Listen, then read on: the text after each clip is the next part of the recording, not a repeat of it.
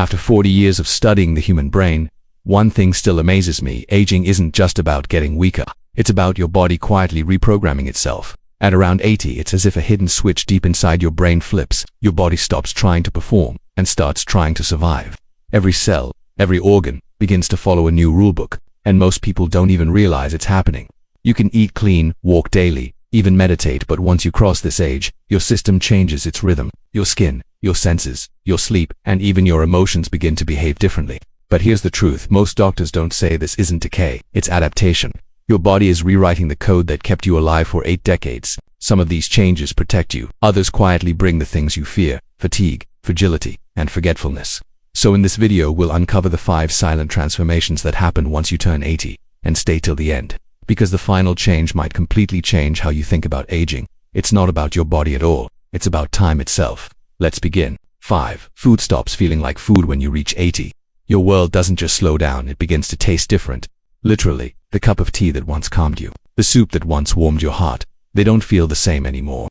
That's because your taste buds start shrinking. By this age, almost 70% of them have faded away, and your body no longer replaces them quickly like before. So flavor becomes faint, meals become memory. But this change isn't just sad, it's risky. Your taste buds protect you.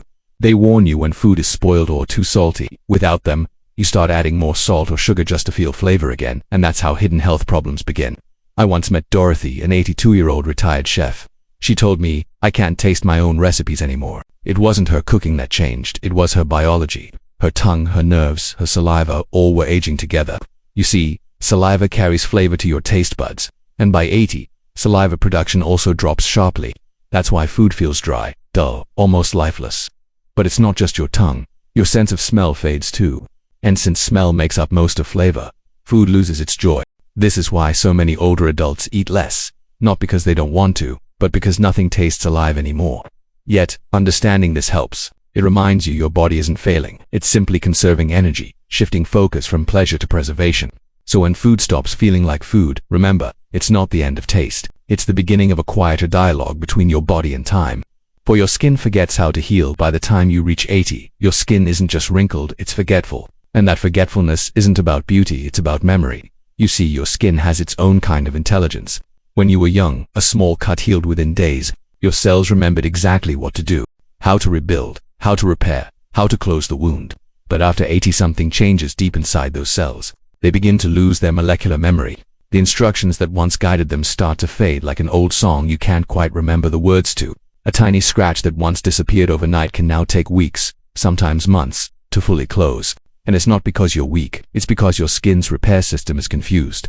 Scientists call it epigenetic drift. It means your skin cells start guessing what to do. Some heal too little, others too much, leaving behind scars, bruises, or slow-healing wounds.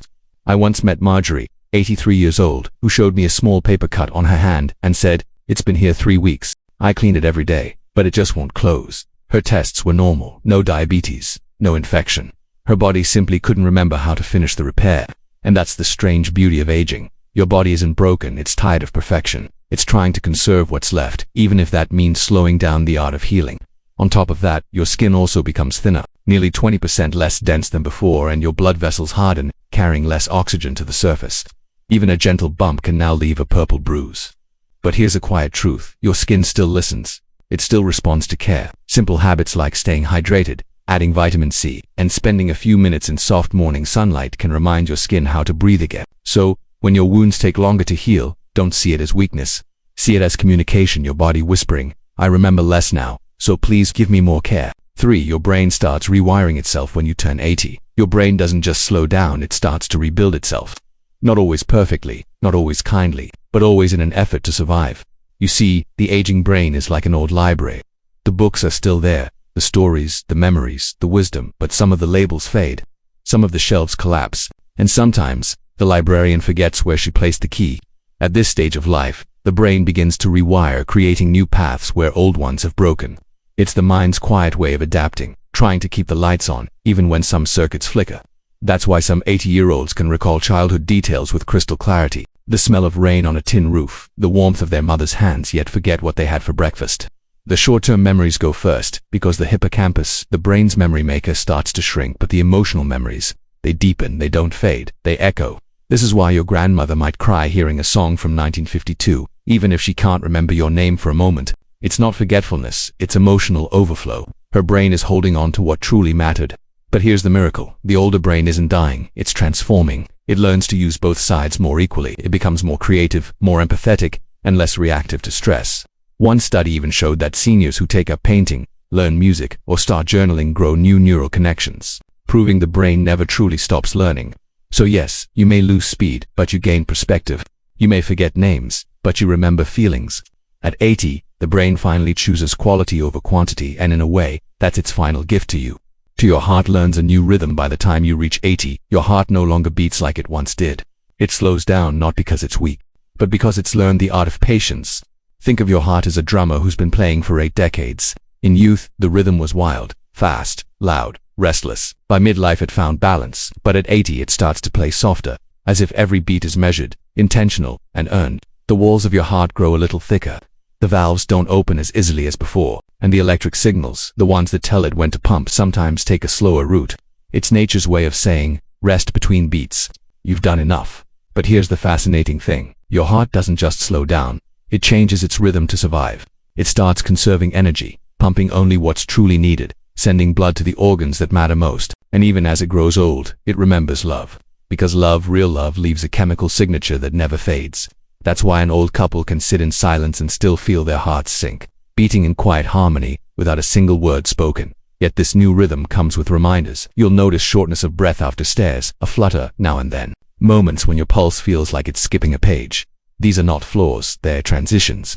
Your heart is learning to move slower through time, but don't forget the heart is also one of the body's strongest muscles. Even at 80, it can adapt to gentle movement, to slow walks, light stretches, deep breathing. Each of those keeps the rhythm alive. So when your heart beats slower, don't fear it. Listen to it. It's not a drum fading away. It's a lifelong musician finally playing in peace. 1. Your spirit starts letting go by the time you reach 80. Something quiet begins to happen.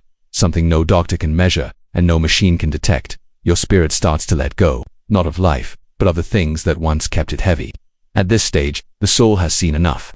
It's fought, it's loved, it's lost, it's forgiven. And now, it begins to release. The grudges, the fears, the endless what-ifs. You stop worrying about how you look, or what people think. You stop chasing approval, because you finally understand peace was never out there. It was always waiting inside you. When you're young, life feels like a climb. You want to reach, prove, build. As you were never climbing a mountain, you were carving a circle, and somehow, you've come back to yourself. This is why elders often stare out the window for long minutes saying nothing. They're not lost, they're home. They're standing in the quiet space between what was and what still remains. Science can't explain this. There's no scan for a soul unburdening itself, but you can feel it in the calm eyes of someone who has lived, in the gentle smile of someone who has forgiven, in the steady hand of someone who has stopped rushing. Letting go doesn't mean giving up. It means your spirit finally trusts life enough to stop fighting it. Your body may slow down, your mind may wander, but your spirit, it finally becomes free. Now you've seen what truly happens when you turn 80. Your body changes, your mind rewires, your skin slows, your heart softens. Aging isn't punishment, it's revelation. It's your body whispering, you've done enough. In a world obsessed with staying young, we often forget how beautiful it is to grow old, because aging is proof that you've laughed, cried, loved, lost, healed, and still kept going. So if you're lucky enough to reach that age, don't see it as an ending. See it as a graduation from doing to being, from chasing to understanding, from holding on to letting go. And maybe that's what longevity really means, not just adding years to life, but finding life in the years that remain. Now I'd love to hear from you. What part of aging do you find the most beautiful? Is it the wisdom, the calm, or the freedom that comes with time? Share your thoughts in the comments. I read each one, because aging isn't something we endure, it's something we become.